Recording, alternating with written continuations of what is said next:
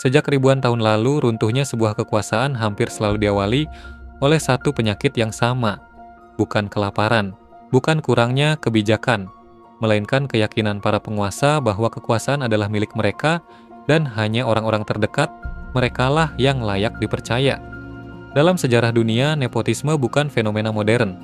Ia sudah muncul sejak Kekaisaran Romawi, ketika para kaisar lebih memilih mengangkat kerabat dan lingkar terdekatnya ketimbang orang yang benar-benar cakap.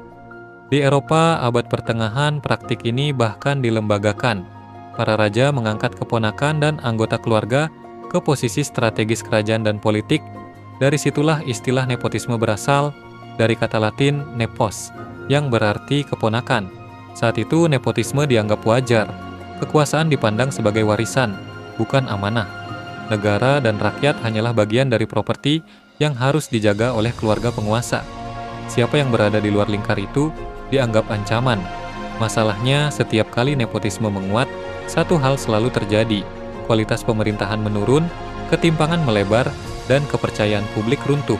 Kekaisaran Romawi melemah bukan karena kekurangan pasukan, tetapi karena jabatan diisi oleh orang-orang yang dekat, bukan yang mampu.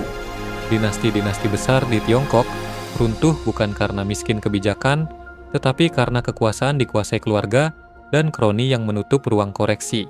Sejarah berulang dengan pola yang nyaris identik. Ketika kekuasaan diwariskan secara sosial, bukan dipertanggungjawabkan secara moral, nepotisme berubah dari pilihan menjadi sistem.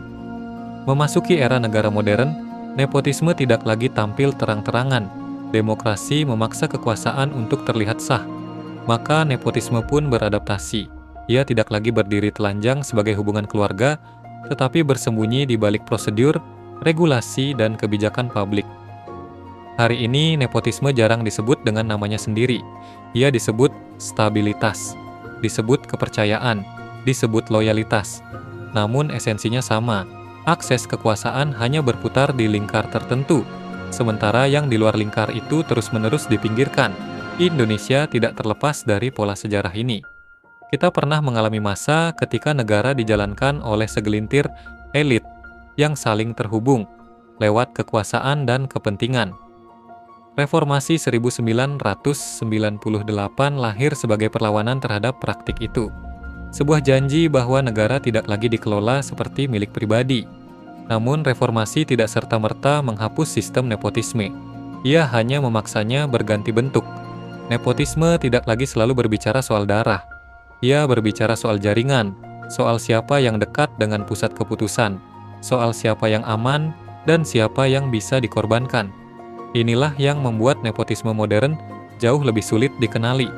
Ia tidak selalu melanggar hukum, ia seringkali justru berjalan di dalam kerangka hukum. Tapi dampaknya tetap sama. Keadilan terkikis, meritokrasi mati, dan kebijakan telah kehilangan kualitas.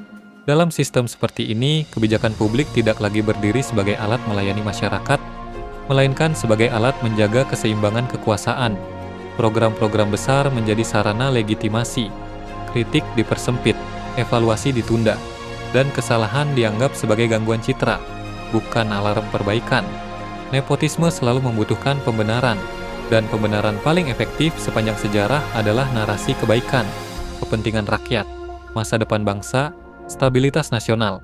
Narasi-narasi ini membuat kebijakan sulit disentuh bahkan ketika tanda-tanda masalah sudah terlihat jelas. Di banyak negara, nepotisme menemukan ruang suburnya dalam proyek-proyek besar negara. Anggaran besar, pelaksanaan cepat, pengawasan lemah. Kombinasi ini berulang kali muncul dalam sejarah, dari kekaisaran kuno hingga negara modern. Dan di titik inilah kita sampai pada konteks hari ini. Program makan bergizi gratis hadir dengan tujuan yang nyaris mustahil ditolak. Memberi makan anak-anak dan kelompok rentan adalah agenda moral yang kuat. Namun sejarah mengajarkan satu hal penting. Niat baik tidak pernah cukup untuk menjamin kebijakan yang adil. Masalah utama bukan pada tujuan, melainkan pada sistem yang mengelolanya. Ketika sebuah program dijalankan dengan anggaran besar, pengambilan keputusan terpusat dan ruang kritik yang sempit, maka risiko nepotisme struktural selalu mengintai. Berbagai persoalan dalam pelaksanaan MBGE, dari kualitas, pengawasan, hingga dugaan keterlibatan jaringan tertentu, menunjukkan pola yang tidak asing dalam sejarah kekuasaan. Pola di mana kebijakan besar lebih cepat dibela daripada diperbaiki.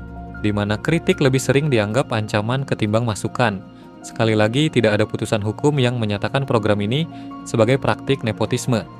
Namun, sejarah juga menunjukkan bahwa nepotisme jarang runtuh karena vonis hukum. Ia runtuh karena kehilangan legitimasi publik. Dan disinilah pelajaran sejarah itu kembali relevan. Sejarah selalu memberi pelajaran yang sama.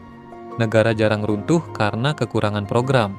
Negara runtuh karena kekuasaan menutup diri dari pengawasan dan terlalu yakin bahwa dirinya selalu benar. Maka persoalan kita hari ini bukan sekadar soal satu program, satu kebijakan, atau satu rezim. Persoalannya jauh lebih mendasar. Apakah kita benar-benar ingin membangun sistem yang adil, transparan, dan bisa dikoreksi? Atau kita hanya mengganti wajah kekuasaan, sementara kebiasaan lama terus dipelihara dengan nama yang berbeda?